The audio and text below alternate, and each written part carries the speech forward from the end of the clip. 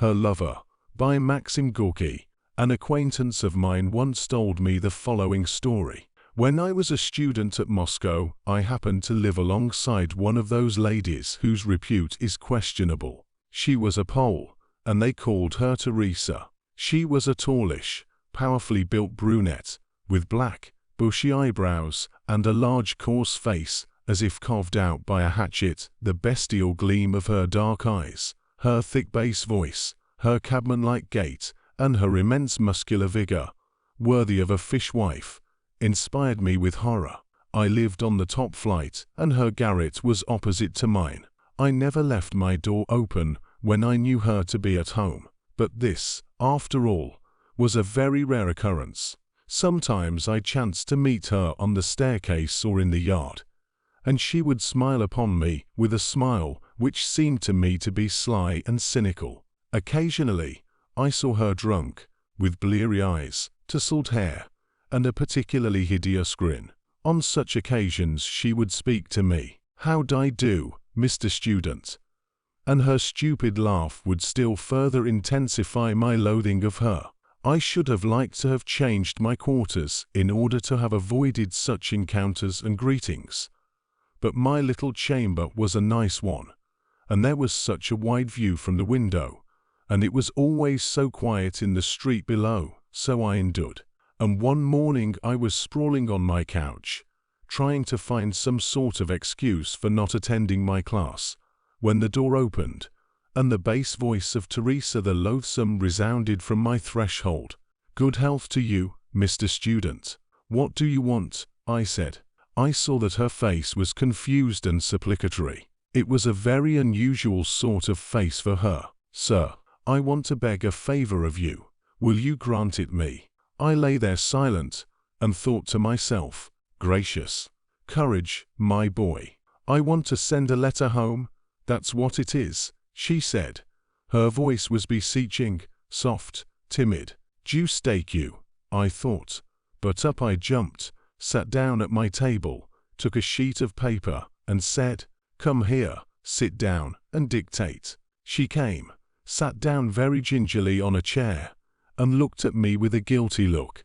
"Well, to whom do you want to write?" "To Boleslav Kashput, at the town of Svieptsina, on the Warsaw Road." "Well, fire away." "My dear Boles, my darling, my faithful lover, may the Mother of God protect thee. Thou heart of gold, why hast thou not written for such a long time to thy sorrowing little dove, Teresa?" I very nearly burst out laughing. A sorrowing little dove, more than 5 feet high, with fists of stone and more in weight, and as black a face as if the little dove had lived all its life in a chimney, and had never once washed itself. Restraining myself somehow, I asked, "Who is this Bolist?" "Boles, Mr. Student," she said, as if offended with me for blundering over the name. "He is Boles, my young man." "Young man? Why are you so surprised, sir?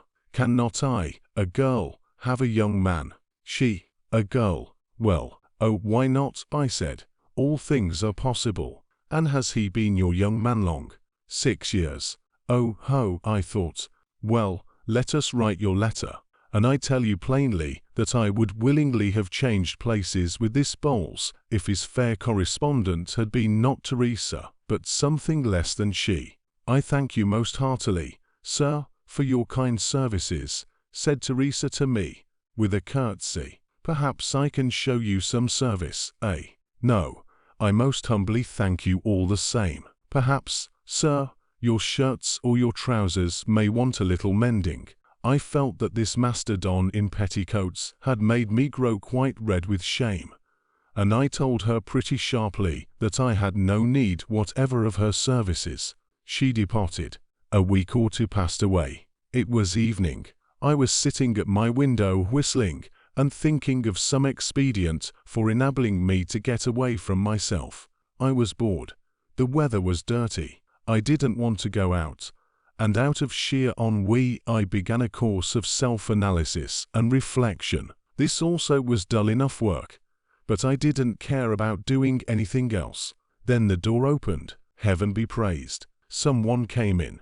"Oh, Mr. Student," You have no pressing business, I hope. It was Teresa. Humph. No. What is it? I was going to ask you, sir, to write me another letter.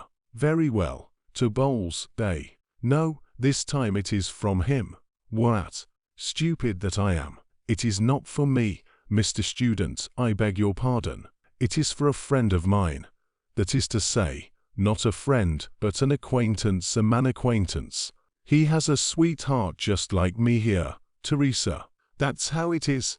Will you, sir, write a letter to this Teresa? I looked at her. Her face was troubled. Her fingers were trembling. I was a bit fogged at first, and then I guessed how it was. Look here, my lady, I said. There are no Bowleses or Terraces at all. And you've been telling me a pack of lies. Don't you come sneaking about me any longer. I have no wish whatever to cultivate your acquaintance. Do you understand? And suddenly she grew strangely terrified and distraught. She began to shift from foot to foot without moving from the place, and spluttered comically, as if she wanted to say something and couldn't. I waited to see what would come of all this, and I saw and felt that, apparently, I had made a great mistake in suspecting her of wishing to draw me from the path of righteousness. It was evidently something very different. Mr. Student, she began, and suddenly, waving her hand, she turned abruptly towards the door and went out. I remained with a very unpleasant feeling in my mind.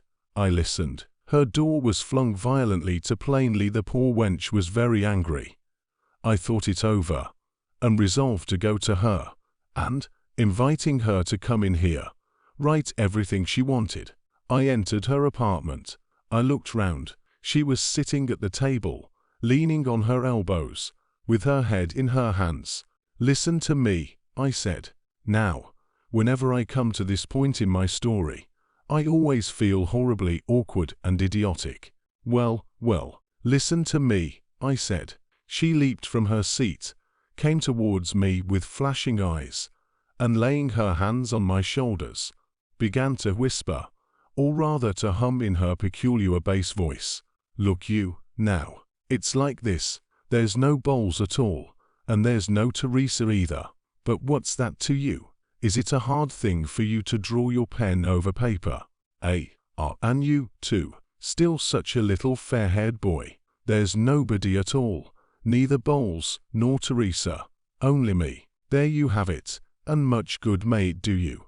Pardon me, said I, altogether flabbergasted by such a reception. What is it all about? There's no Bowles, you say? No, so it is. And no Teresa either. And no Teresa. I'm Teresa. I didn't understand it at all. I fixed my eyes upon her, and tried to make out which of us was taking leave of his or her senses. But she went again to the table, searched about for something, came back to me, and said in an offended tone, if it was so hard for you to write to Bowles, look, there's your letter. Take it. Others will write for me. I looked. In her hand was my letter to Bowles. Phew. Listen, Teresa. What is the meaning of all this? Why must you get others to write for you when I have already written it, and you haven't sent it? Sent it where? Why, to this Bowles. There's no such person. I absolutely did not understand it. There was nothing for me but to spit and go. Then she explained. What is it? She said, still offended. There's no such person, I tell you. And she extended her arms, as if she herself did not understand why there should be no such person. But I wanted him to be. Am I then not a human creature like the rest of them? Yes, I know, of course. Yet no harm was done to anyone by my writing to him that I can see. Pardon me, to whom? To Bowles, of course. But he doesn't exist. Alas, alas. But what if he doesn't? He doesn't exist, but he might. I write to him, and it looks as if he did exist. And Teresa, that's me. And he replies to me. And then I write to him again. I understood at last, and I felt so sick, so miserable, so ashamed, somehow, alongside of me, not 3 yards away. lived a human creature who had nobody in the world to treat her kindly, affectionately. And this human being had invented a friend for herself. Look, now, you wrote me a letter to Bowles, and I gave it to someone else to read it to me. And when they read it to me, I listened and fancied that Bowles was there. And I asked you to write me a letter from Bowles to Teresa, that is to me. When they write such a letter for me and read it to me, I feel quite sure that Bowles is there, and life grows easier for me in consequence. Deuce take you for a blockhead, said I to myself when I heard this, and from thenceforth, regularly, twice a week, I wrote a letter to Bowles, and an answer from Bowles to Teresa. I wrote those answers well. She, of course, listened to them, and wept like anything, roared, I should say, with her bass voice. And in return for my thus moving her to tears by real letters from the imaginary Bowles, she began to mend the holes I had in my socks, shirts, and other articles of clothing. Subsequently, about 3 months after this history began, they put her in prison for something or other. No doubt by this time she is dead.